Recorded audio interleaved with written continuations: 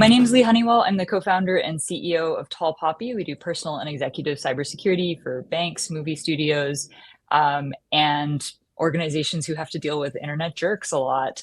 Joining me on the panel is Henry. He's a runner, activist, artist, musician, book nerd, and privacy advocate. He's the owner of Techlore and helps educate users on best privacy and security practices. He also co-hosts the Surveillance Report weekly newscast. He's been developing and evangelizing security, privacy, and digital rights resources for nearly a decade. Thank you for joining us, Henry. Thank you. Philip is a software engineer 3 at AccuRanker. He's the lead developer behind AccuRanker's secret service, which handles secrets through Bitwarden Secret Manager. Prior to AccuRanker, he worked at the startup Lunar, previously at Camstrip and Systematic. He's got a bachelor's in IT from the University of Southern Denmark. So we'll dive right into questions. It's a short panel. So when I was at Slack, our new hire security training was the second training that every new employee attended. Basically, you got your laptop, you got onboarded, welcome from one of the executives, and then you went right into security training. I really appreciated having this so upfront. It made it clear that this was an existential priority to the organization. I'm curious what strategies you guys have found to be effective in terms of encouraging employee engagement around cybersecurity. So I'll start by saying my main role has been focusing on end users and not necessarily the corporate environment. But even just based on my limited experience on the corporate end of things, I personally found that personalization and helping people genuinely care and understand why security and protecting user data is really important. And that's normally a good starting place. Mainly because many people struggle to conceptualize why it matters, and it can impact not just the company, but even themselves. And when I saw the question, I thought to myself, like on Surveillance Report, our weekly news that we do, a lot of the data breaches actually target employee data and not just customer data and any other company secrets. And so it actually does impact people even from a self-interest perspective as well. And so I think getting people to understand that it impacts them, sometimes the company, sometimes the customer, and sometimes society, depending on how important the service is to a community.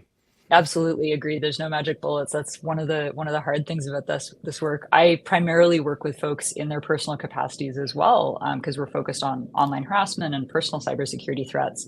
And very much, I think the opposite works too, where you encourage folks to learn these personal cybersecurity practices, and it has this great knock-on effect on the enterprise security posture. Philip, curious if you have thoughts. Well, I mostly agree with what Henry just said. I think especially tailoring training programs in regards to security when having new employees is very, very, very important. And giving them real life examples of how to actually both use the security measures we have and also to avoid falling into some of the pitfalls that are out there in regards to phishing mails and stuff like that.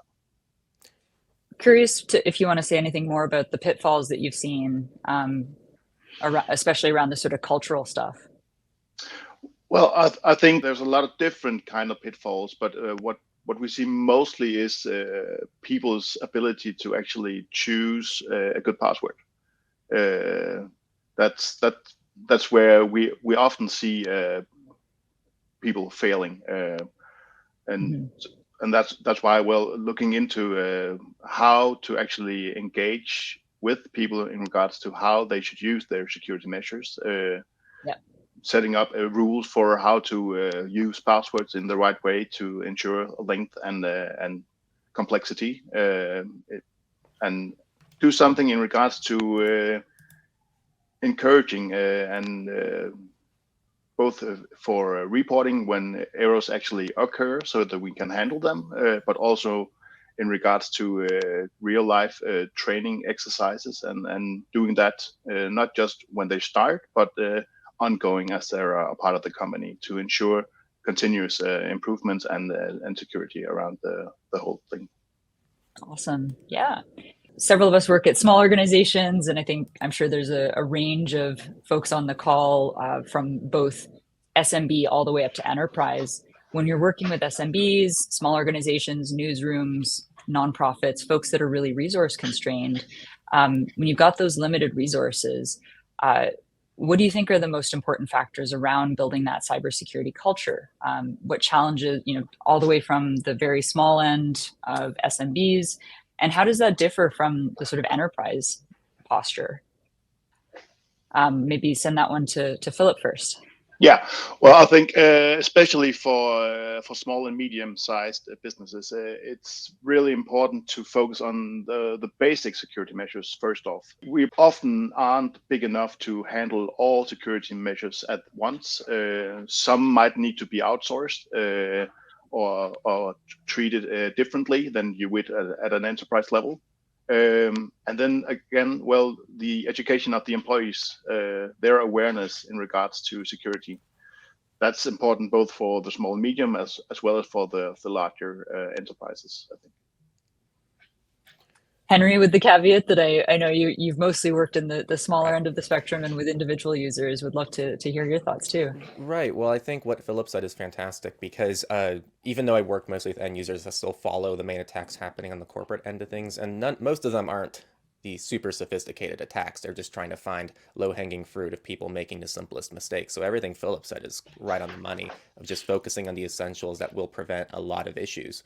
But also, I mean, it is the open source conference, so I'm going to say the thing, which is open source solutions are probably a fantastic situation for people in this position as well, because they're super accessible with a lot of human documentation. They're designed for everybody. A lot of them are more cost effective as well. And there's probably a way to modify things to apply to your situation, even if there's nothing that currently exists. So obviously, I think open source is a great selling point here as well for people with less resources. Yeah, engaging in those open source ecosystems as part of your sort of overall security posture. I think that brings me really cleanly to the next question, which is how do you see open source security tools fitting into that organizational security culture and strategy, whether it's small businesses, individuals, personal security, or all the way up to the enterprise? Henry, I know you've got a lot of thoughts on this. Do you want to continue? Yeah, well, kind of alluding to what I just said, they are more accessible to end users and companies alike. And I don't think that really scratches the surface even of the other benefits of open source, like transparency, customization, and just all the other nice things that open source provides that I think most people here will probably already know. And while proprietary solutions might sometimes be the answer, I think the open source ones are going to be a big help as many have a huge community backing, which cumulatively can provide a lot of value at a very low friction point. And so this might sound silly, but generally it's the documentation that for me is always so beautiful because many open source projects try to make human documentation that anyone can understand regardless of background. Everything's translated. You don't have to necessarily even reach out to support most of the times because it's so well done. And I think that's kind of rare nowadays. So I can see open source security tools fitting into many parts of a company's culture and strategy if it fits in that part of the culture. I think it really depends what a company is looking for, but open source can a lot of times offer that to companies.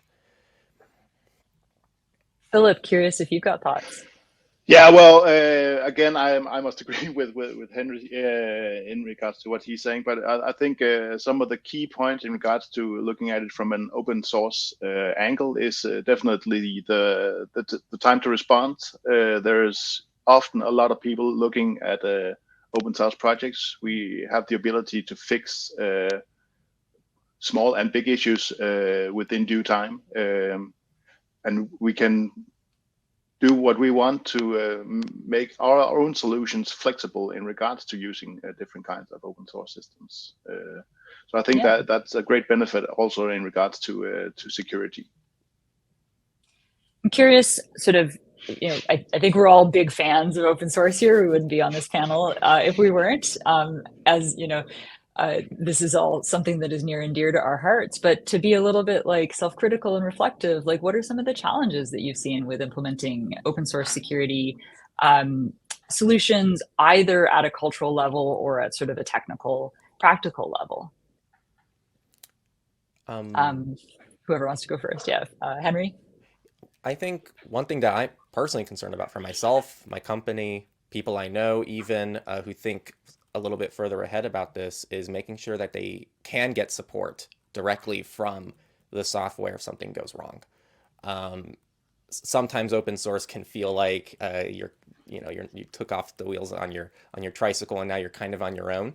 And so I think a lot of organizations might be intimidated by that, but that's not always the case. A lot of open source organizations do have that support and they offer specific programs for enterprise customers. And I think that does fill that gap nicely. It's just, I think, the smaller projects that aren't able to supply that, where that can be a limitation. But I'm sure Philip has some other things that I'm not thinking about. Yeah, Philip, go for it.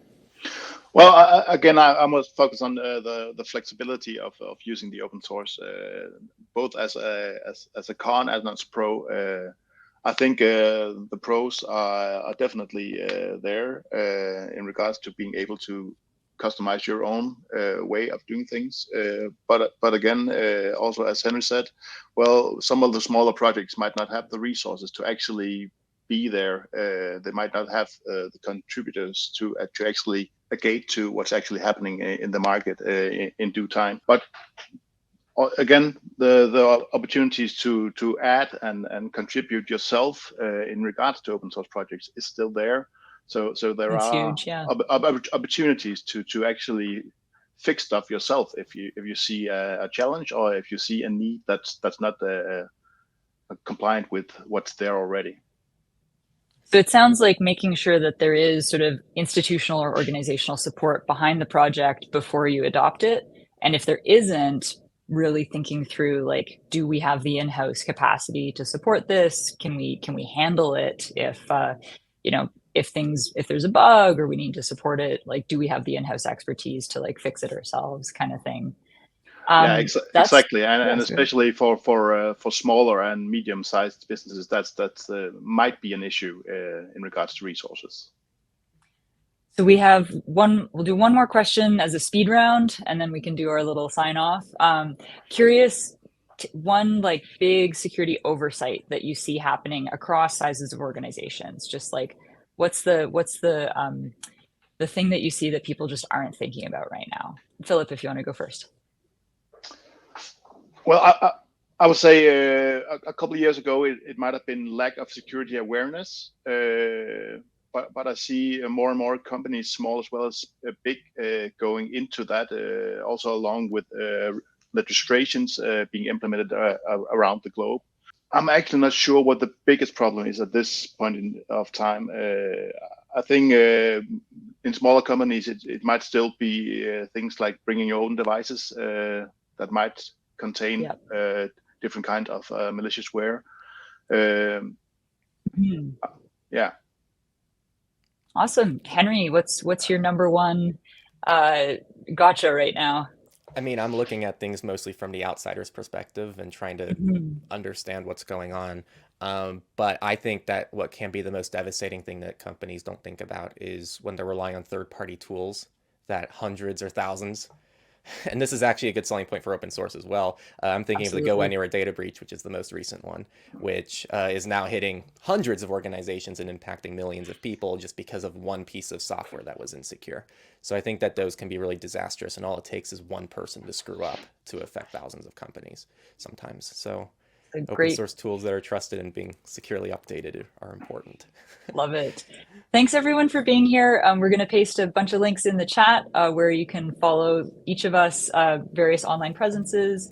If folks want to learn more about both of your work, what is the best place to follow you? But we're going to paste those links. But yeah, Philip, go ahead. Well, if you want to follow me personally, I think LinkedIn is probably the best place to see what I've been up to and I'm doing. Otherwise, AccuRanker is the company I'm working at currently. Also in regards to these security measures we are talking about today. Yeah, I think that's me. Awesome, Henry. My personal site is henryfisher.tech if you want to learn about me. If you want more end user resources, which is mostly what I work on, techlore.tech, Techlore. It's also a good thing to send to your friends and family if you want to get them interested in this stuff and make it more personal for them. I think it's cool. That's a great resource. Thank you for sharing it. For myself, my company's at tallpoppy.com, and all of my personal socials are linked to from leighhoneywell.com. I'm posting more on LinkedIn these days as well. Thanks again, everyone, for your time today, and hope you enjoy the rest of the conference.